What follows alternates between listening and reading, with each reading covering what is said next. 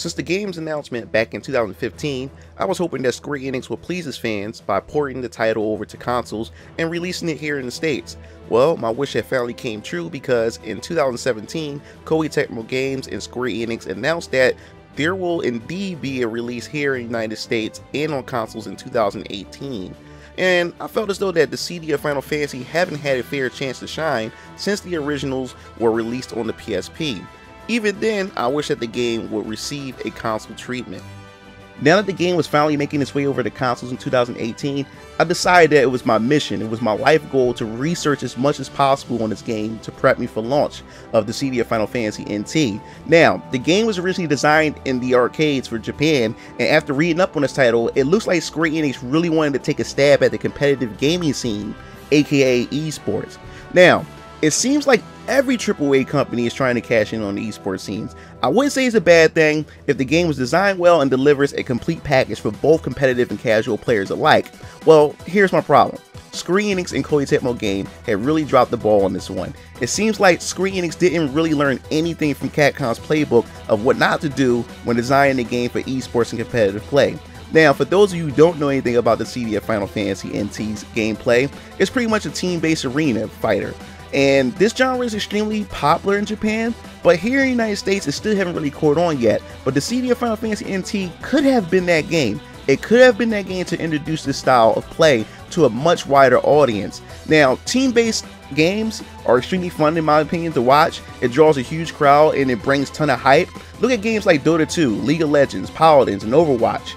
These scenes bring in thousands of spectators and players from around the world, and it makes it very interesting. And not only the gameplay, its strategy and also its characters and lore behind them. Games like Overwatch and Paladins have characters that are bright and colorful, and they are also friendly on the eyes for a younger audience, and they are also somewhat relatable in a way. So you would figure that a team-based arena game based on Final Fantasy characters could easily fit right into the scene with no issues, right?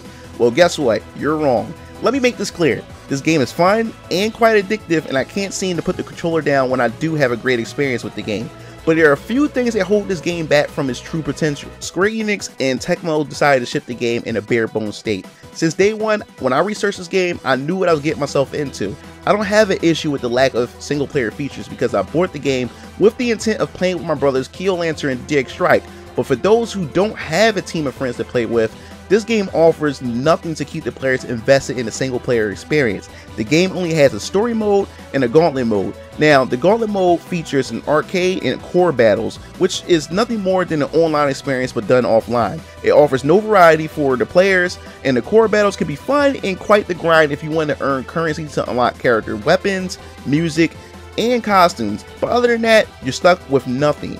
In the story mode, boy, I don't know where to start with this, but the story mode offers a tree of cutscenes that you must use memorial points to unlock. But guess how you unlock these memorial points? That's right, you have to either play online and do online battles or go grind it out in arcade mode. This is the only way for you to progress through the game's story. This feature was tacked on at the last minute, and you can tell by that. And you can tell that Square Enix and Tecmo didn't know what to do because they just wanted to port the whole arcade experience over, and they said, look, we have to give the single player experience in some way, so let's just take this, make a storyline, throw it on, and just call it a day. And Square Enix and Tecmo pretty much pulled a vanilla Street Fighter V and its lack of single player features. Now, let's say that you really don't care about the single player experience and its features because you only bought the game for its competitive play, something that Square Enix and Tecmo designed the game for and desperately trying to push. Well, for starters, why in the world would Square Enix and Tecmo decide not to implement dedicated servers for a game such as this?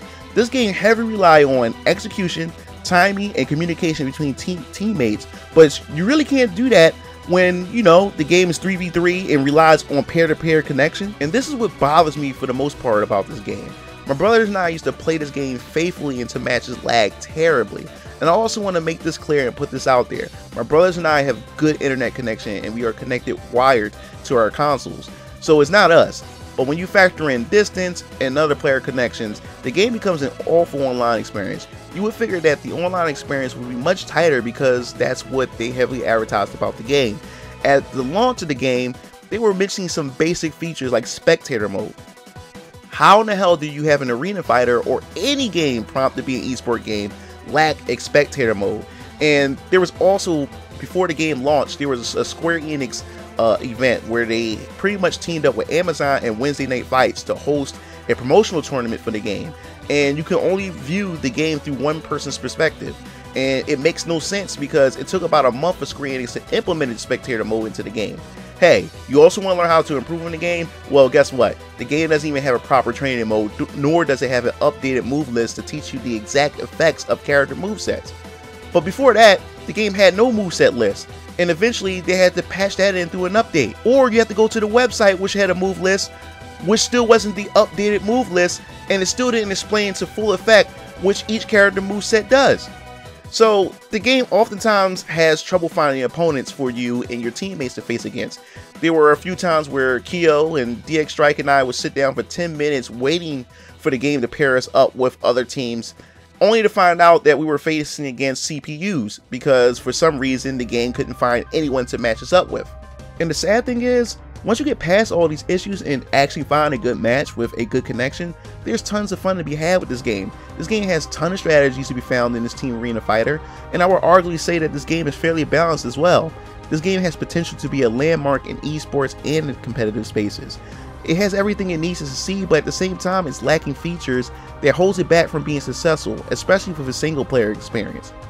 But what bothers me more than anything else is that Season 1 DLC Pass is $29.99, and we have not a clue what characters are included in the pass, and what bothers me even more is that the final character for Season 1 won't be revealed till the beginning of 2019. So I decided to put my money where my mouth is and not even purchase the Season Pass. The price is not worth what we currently have for the base game right now, but what I do respect about Harada, Sakurai, and even Ono and their respective companies is that they at least give us updates to what we can expect from the game in terms of balance changes, DLC, and other events. Well, Square Enix and Tecmo does the same thing, but only update their Japanese player base and completely ignore the US and Europe player base.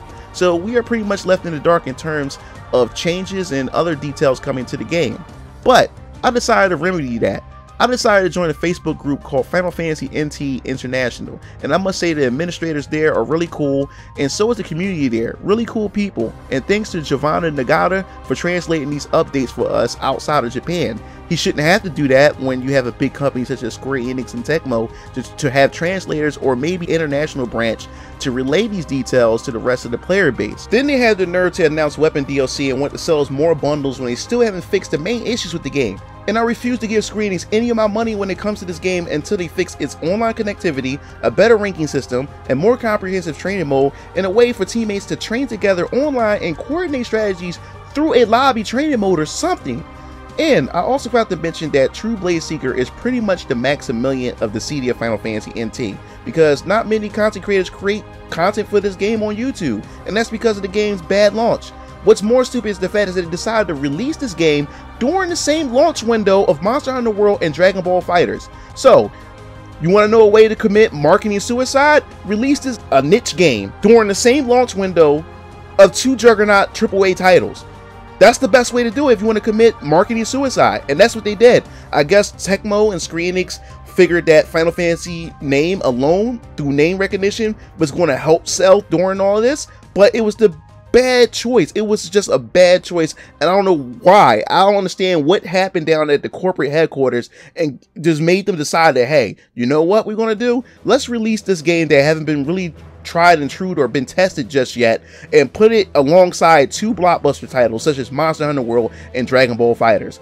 Oh my god, I don't even know what to say about that. But before I finish up, it also bothers me that I have to formulate groups of people or formulate player matches outside the game itself. I have to go to places like Discord or go to Facebook to find players because of the in-game search engine for to find matchups and stuff. It's just horrible. It just doesn't work. So that's pretty much my opinion. I know you can hear the frustration in me, but I'm frustrated for games that I'm a fan of, or games that I see potential in, because this game has a lot of potential. This game is fun. It's just addictive, and if you have friends to play with online, the game can just be a blast. You can play this game for countless and countless of hours. But if you're going for a single player experience, this is not the game for you if you're going in by yourself. So I want to hear your thoughts in the comment section below. Do you have this game? Do you still play it? And what do you think about the overall experience with this game? And do you think Square Enix have can pretty much turn this game around like they did with Final Fantasy 14 Online, and it became a Realm Reborn, and now it's arguably one of the best MMOs to date. Do you think they can do the same thing with Dissidia Final Fantasy? Can they turn it around? Or do you think they can give it a Capcom treatment by making a super deluxe edition or ultimate edition of Dissidia Final Fantasy? So make sure you leave your thoughts in the comment section below. I want to have a discussion about it. I'd love to hear your opinion. I'd love to see everybody go back and forth and just get their thoughts on these topics. So hit the bell at the bottom of the video, be notified for when I upload new videos. And also, it also helps me that you hit the like and you hit that share button. Even if you dislike the video, it really helps. And if you watch the video all the way through, it really helps my channel. I really appreciate it. This is Mugen Lord, and I'm signing off. I see you game fiends later. Peace out.